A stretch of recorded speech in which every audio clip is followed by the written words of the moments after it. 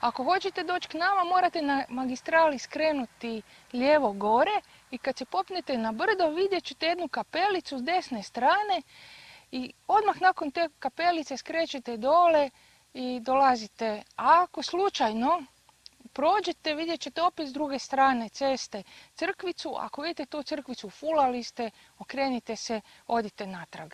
Jeste li kad dobili takve upute za doći k nekome? Ovakve su kapelice i križevi, odnosno raspela podizana diljem puteva, uglavnom na raskršćima ili na mjestima gdje bi putnicima trebao odmor.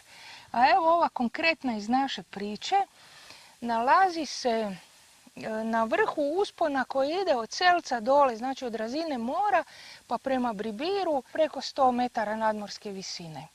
A upravo ovdje, kao što se vidi, znači ravno ide put za Bribir, a dolje desno ide put za Jargovo, Sveti Mikulu i onda dalje iza Novi. Čak i danas ovdje znam zateći bicikliste ili planinare koji ovuda prolaze i baš na ovom mjestu traže odmor, okrjepu kako bi mogli krenuti dalje.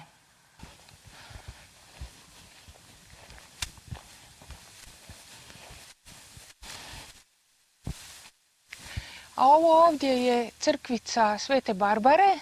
Evo ovdje iznad vrata piše da je sagrađena 1749. Znači prije skoro 300 godina. Nedavno je obnovljena nakon što je stradala u požaru, srećom samo izvana. Unutrašnjost nije bila zahvaćena, ali sada, evo, zaključano je. U potrazi za baštinom spremni smo putovati danima, dok ono što nam je blizu, što je tu, što je na dohvat ruke, onako prolazi kao nevažno, nebitno i neprimjećeno. Evo ovdje na primjer piše 1855. godine bila je kolera u Bribiru. Znači na ovom raspelu ovdje zabilježen je jedan događaj koji je sigurno bio traumatičan i težak za stanovništvo tadašnje Bribira.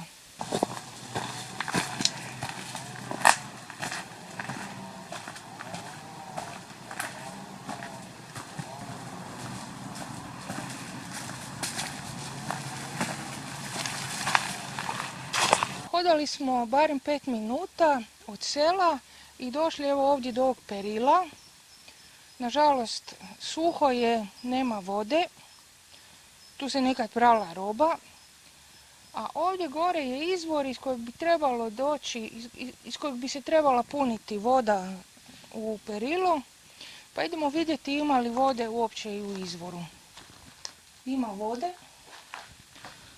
ali očito je razina preniska da bi potekao kroz ovu rupu i ovim kanalićima do perila.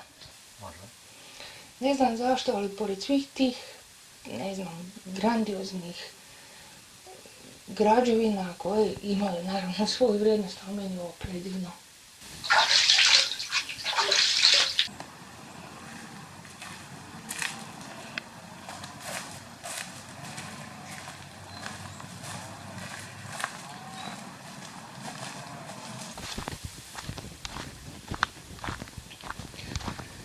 Evo i sad idemo vidjeti još jedno perilo.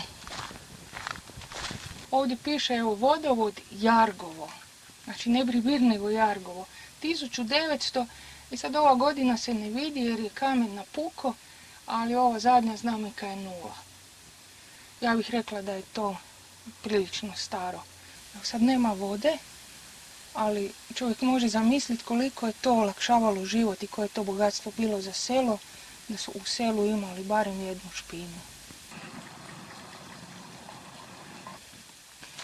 Nekad su najbolji majstori bili angažirani da ovo sazidaju, a danas, nažalost, kao da nikome ne treba, ne vrijedi i kao da nema vrijednost niti da se sačuva.